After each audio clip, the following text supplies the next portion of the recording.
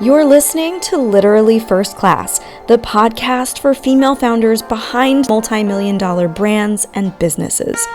I'm your host, Keri Ford, creative director turned 3-time award-winning coach, real estate investor, mom, and the one-on-one private advisor for multi-7- and 8-figure firms. If you're ready to make your next million, expand your impact, and lead with even more confidence, you're in the right place. Let's take your life and business first class. I love this question. I asked my group inside the Somatic Success Society, which is our private Facebook group for nervous system strategies, specifically for women in business. If that's you, go ahead and just right now pause this, and I want you to click below in the show notes and request to join. It's a requirement to answer all the questions because that way I can better serve you. I can provide some resources with you, like creating a real community here. But inside this group of nearly 300 women, I asked if anyone had questions for the podcast. And if they did, I would give them a shout out. So I wanted to give Christine Williams, who is a coach that coaches amazing holistic practitioners in making their first 10K and, their first 6 figures in business and beyond. She is such an incredible human too. She's inside our Champagne Club. And she and I met in a mastermind together. So her name's Christine Williams, and she brings this amazing question to the podcast today, which is this: how do I determine the best sales strategy for my nervous system? What is a simple and easy way to add a 6-figure income stream doing this?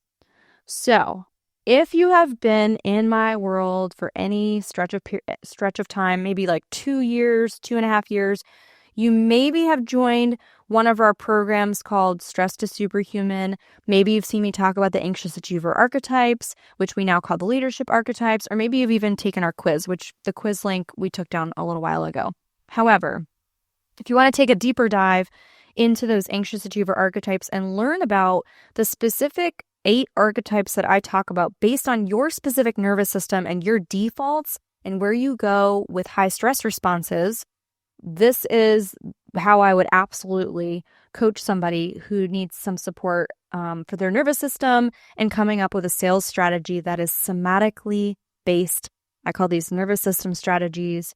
Anyway, this framework is such a game changer. We teach it inside our Apex Academy, which actually Christine just joined.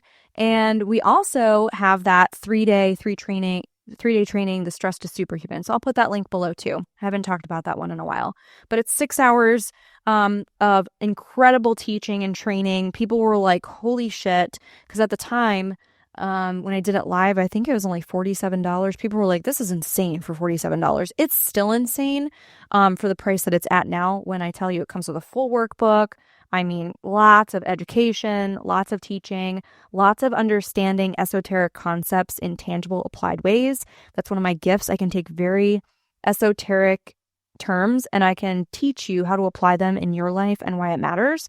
I call it applied somatics to leadership in business. So this is the framework I would use. And just to give you a really high-level overview, I coach on the 4 stress responses, the self-protective responses, SPR, in somatic work in our academy. These are fight, flight, fawn, freeze. Now, fawn, even though I broke it out into 2 separate archetypes of the 8, technically is considered to be, it could be flight or freeze in the body. However, what I find very interesting and fascinating, especially in coaching women, is that when the fawn response is high, it definitely can be coachable in its own thing because it is the only stress response of all 4 that actually is externally motivated and socially driven, meaning it looks to other to make sure that you're okay so that I can be okay, right? People pleasing, placating. It also begs the question subconsciously, of course, who do I need to be in order to keep this relationship?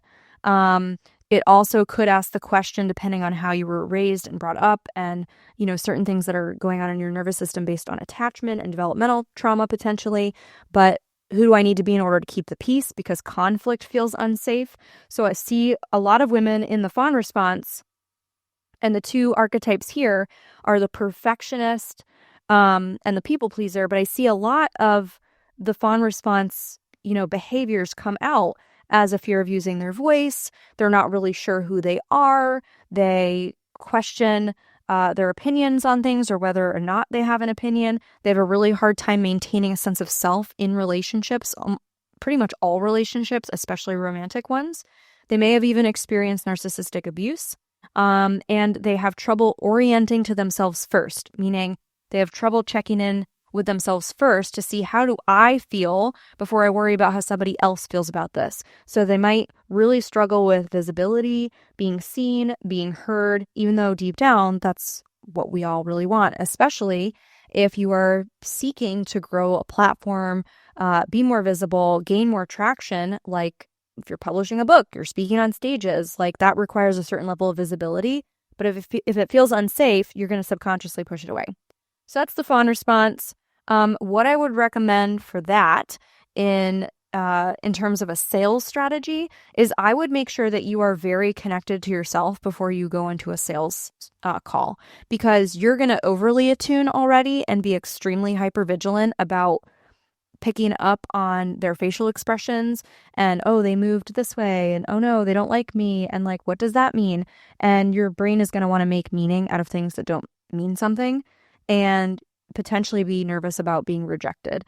So really being very grounded in yourself, very connected to yourself. How do you do this? Typically alone.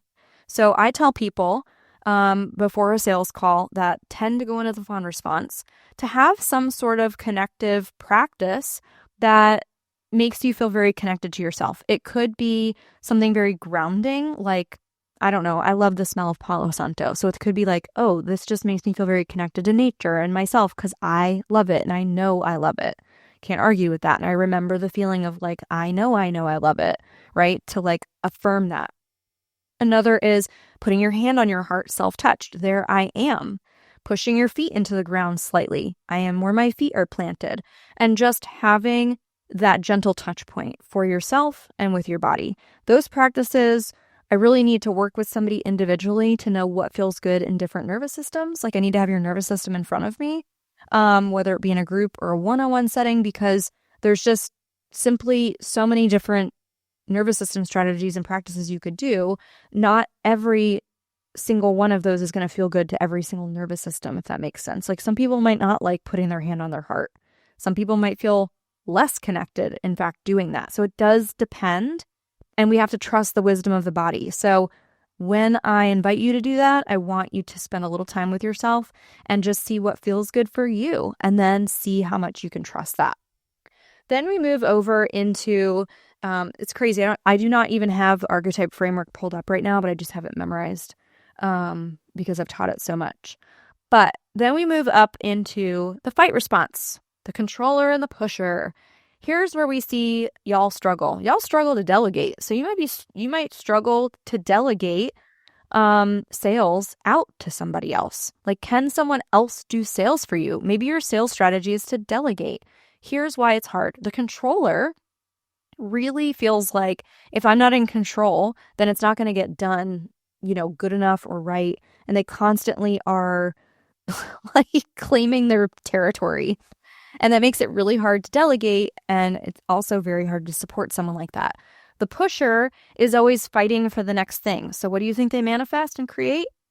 Things that are hard. Sales are so hard. Getting money is so hard, right? So what do like the stories look like? What do the results look like that really indicate this might be the driving force behind your sales?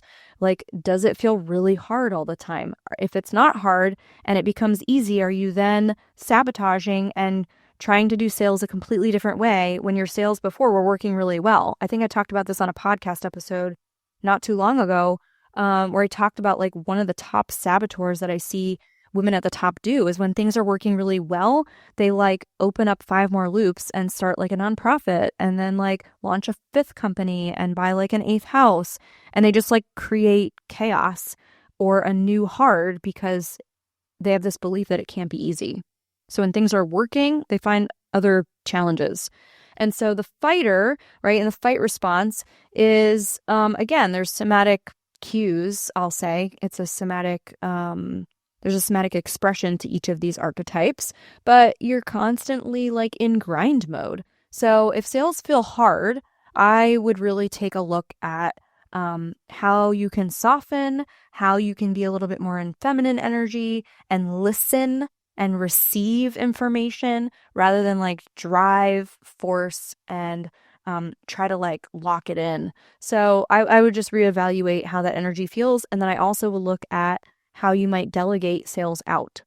Are you at a place where you should be scaling and delegating that out if you are in fact doing them yourself? This message sponsored by Po Hung Yu. Have you ever thought about microdosing before? Maybe you've even seen documentaries like Fantastic Fungi or How to Change Your Mind on Netflix. By the way, I have a funny story about the Fantastic Fungi, but you're going to have to ask me offline. Or maybe you've heard about the extensive research happening in the best universities and the evidence showing how mushrooms are game-changing for those with anxiety, depression, ADHD, and even PTSD. So many female leaders and moms have jumped on the microdosing bandwagon to help them better manage modern-day stress. I want to introduce you to our new brand partner, Po Hung Yu.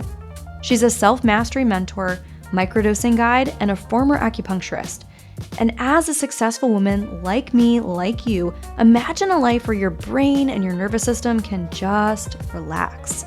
That's exactly what happens when you microdose and you're guided by an experienced facilitator. So you can actually be present and enjoy your life minus the anxiety, overwhelm, and stress.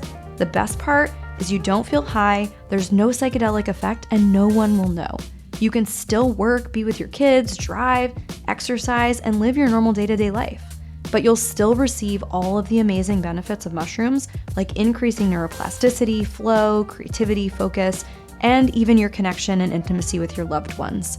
Not only will you receive a 15-minute consult where Po will tell you exactly how this process works so you can decide if it's a fit for you, but you'll also get a bonus of $500 off and a complimentary root cause assessment call worth over $800 when you decide to work with Po. Click the link below in the show notes to get started today. Then we move over around the circle in the Archetype framework. And again, all this is inside our Somatic Success Society. We have trainings in there for free. And the Stress to Superhuman 3-day training is so in-depth. It is insane. If you want to educate yourself and you want to understand more of the frameworks, and it's evolved since then because this was 2 years ago, but it's like gold, you guys. We had almost 90 people or 80 people go through that training, and they were just like, my mind is fucking blown. I have never had words put to things in this kind of way. So that link's in the show notes. You should grab that. We move over into flight response. Flight response is the alarmist, and I'm like blanking on the other one. But basically, flight response is go, go, go. I know so many women in this, like, hi, hello, high achievers. Are we well? Are we doing okay? Are we surviving out there? Those of us that were in AP everything and high honor roll everything and like involved in every club. Yeah, that was me too. So my type A high performers, this one's really interesting because your energy typically can get tapped here because you're just constantly on to the next thing. You are never where your feet are planted. You're always running to the next thing or away from the other thing. And I remember I had this one person in my life, and they were constantly running to and from things. They'd always be like, I need a vacation. I can't wait to get away. I just got to get out of here. They would go. And then the next thing they would be saying, I can't wait to get home. I have so much to get back to. I'm just like so overwhelmed. And I'm like, are you even enjoying like the present moment you're in ever? So they're just constantly in go, go, go mode. Fight and flight, by the way, are sympathetic dominant states. They are the high stress states where the body has a really hard time turning off, if you will, and coming down to downregulate, to let go, to relax, to rest. In fact, when I work with women in these 4 archetypes of fight and in flight, they often struggle to feel safe to relax and rest, which I know sounds crazy. So you're like, well, just sit there and just relax. Well, they tend to like maybe sit still, but their mind is still racing, or they're laying in bed and they can't sleep because they can't turn their brain off. And so that's an indication and a symptom typically of a sympathetic dominant state. We can go through seasons of this, but if there is an underlying consistent chronic behavior and nervous system baseline to all of this, you likely also have, you might also be sick a lot. You also have chronic stress. And chronic stress leads to chronic breakdown, which leads to disease and other complications, especially as we think about future forward longevity and long-term health. It will wear on you. And also self-care might be the first thing that goes when stress is high, but your stress is always high, so self-care is always low. And you never really get around to like prioritizing nutrition or working out because it's low on the value system. And the body is seeking a dopamine hit in fight flight, which is why I named this originally the anxious achiever archetypes, where you're just constantly in a state of going and doing. But being is, you're way less fluent in that. And so with this false sense of urgency all the time, or like running around like your hair is on fire, hence the name alarmist, it is very challenging to be connected to the here and now. So you're probably on back-to-back-to-back meetings, and I would tell you to slow down. So your strategy is going to be like going for a walk between calls to get out some energy, but also like to explore that impulse of the flight that wants to go and walk, but also to practice stillness like a meditation practice so that you can build capacity for slowness and space, because people can feel that on a call. They might feel rushed. It might feel like you're constantly late or leaving early for calls. And so again, if you're doing your own sales, like being very grounded and very centered is important so you can be unattached to the sale. And that happens when you are less attached to rushing through an agenda because you're not in a flight response. So that's my recommendation there. That would be the strategy. Slowing down, incorporating meditation, maybe even before your call, and taking space between calls so you don't have back-to-back calls so that you can actually move your body between that and move, again, be in motion. And then the last one is freeze response. And this is the response we go into when all the other ones have failed, like AKA playing dead like a deer. But essentially, there's actually a lot of people stuck in what's called functional freeze, where they are in such overwhelm. They're only able to get through the bare minimum, get through the day, like going through the motions, but like almost in this very robotic, disconnected, numb state, simply because it's all just too much. So if you're disconnected from yourself, you're certainly not connecting to somebody else on a sales call. It might be hard to feel close to them, to listen to the solution that might be in the highest and best service to them. So with freeze state, we need to restore immobility, or restore mobility where there's immobility rather. So this is about, even when you feel like sleeping in or taking a nap or things feel really hard, incorporating some gentle, slow movement back in. So like flight response, you're like ready to go for a walk all the time, but freeze response feels hard to even get out of the house. Feels hard to get out of bed, feels hard to get off the couch, feels hard to do everything, because this is actually the highest energetically draining state. Here's why. Freeze response is like having one foot on the gas pedal of a car while also having the other foot on a brake pad. You're still burning gas, but you're not going anywhere.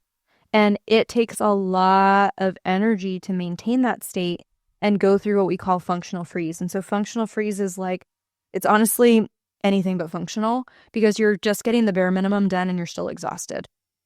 So go gently with yourself on this one. I will tell you from working with functional freeze in my own nervous system, I already recommend working with a trauma-trained practitioner. It doesn't need to be me, although, hello, I do this work, it may as well be. But I would say for all of these, a trauma-trained practitioner that specializes in somatic work is going to be super helpful, but especially with freeze, because with freeze, it's almost like the blind spot all blind spots you can't see, but it's such a blind spot that is running the programming of your body. Like you don't even know what's under it. So the freeze response, there's usually something under it that wants to come out. So like, for example, when a deer is in a freeze response, all of a sudden it springs up out of nowhere and runs away. Flight response was under that. But when the body's like in this paralysis mode, that is locked up. And in order to be in that locked up state, like I said, it's very energetically taxing. So you're not your most connected self. That's what I can tell you. You also are probably having a hard time booking and sustaining as many sales calls as you might need to run your company because it feels hard and heavy and you're totally uninspired and disenchanted because you barely have enough energy to like get through the day, let alone hold a sales call. So freeze response could be at play there. And if you want to talk about what it looks like to work together, this is what I do all day, every day. We do this inside our Apex Academy, which is a group program that is a growing, beautiful ecosystem. And it has 8 modules where we take a deeper dive, even deeper, believe it or not, than the Stress to Superhuman 3-day masterclass. And then I also do one-on-one mentorship for anybody that's ready for that, whether you want to do a 30-day accelerator or a long-term container, like a year. So yeah, those are some options. We can chat about that. You can click the programs link in the show notes for that. If you just want a little amuse-bouche and you want a starter, start with the Stress to Superhuman training. It is seriously amazing. Again, the feedback I've had on that is like what I'm going through right now, but like much, much more in depth. And I even talk about stress imprints and how to manage and metabolize stress and how chronic stress shows up in the body and how that will help you. And you can apply some of these strategies that I'm giving you for sales to that training.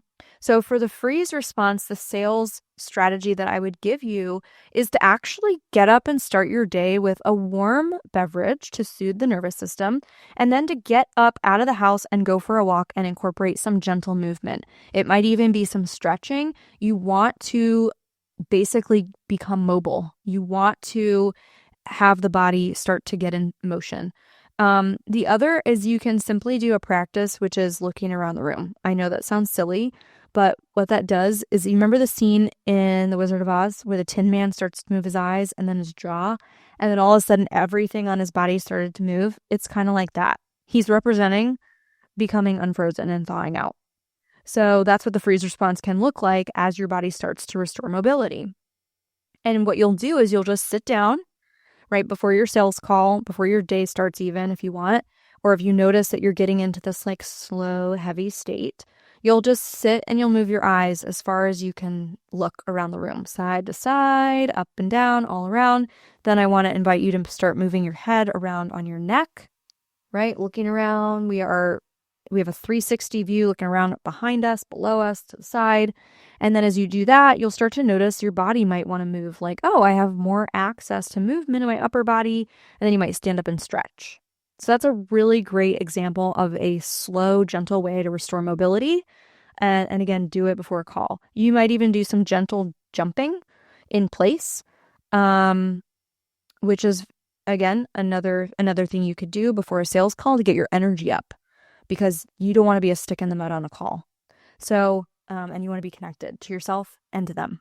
So those are the strategies that I would implement. I don't know where you'll fall on there, Christine, because you and I are just starting our work together inside the Apex Academy. But of all 8 archetypes, we use the 4 stress responses again: fight, flight, fawn, freeze. I went through all of them. And you can find out even more information inside the 3-day training. You can join our society below. We have lots of links. Go ahead and use those resources below. And if you're like, I don't even need to do the training, I'm not into Facebook groups, I already know I want to hire Keri as my coach. She's the woman that knows how to apply somatic work to leadership, to business, to all of this stuff. Like, this makes so much sense in a way I've never heard before, that we need to work together. So click the programs link below and we can explore potential options on there that sound good. And if you have questions, you can just shoot an email over to hello@elevatewithkeri or just DM me. We're available for you. All right, I'll see you on the next episode. Keep it first class. Thanks for tuning in to Literally First Class. If today's episode inspired you, hit subscribe and leave a review. It helps us reach even more incredible women like you who are ready to level up, lead with impact, and make first class moves. I'll see you in the next episode, but until then, keep dreaming big and taking bold action.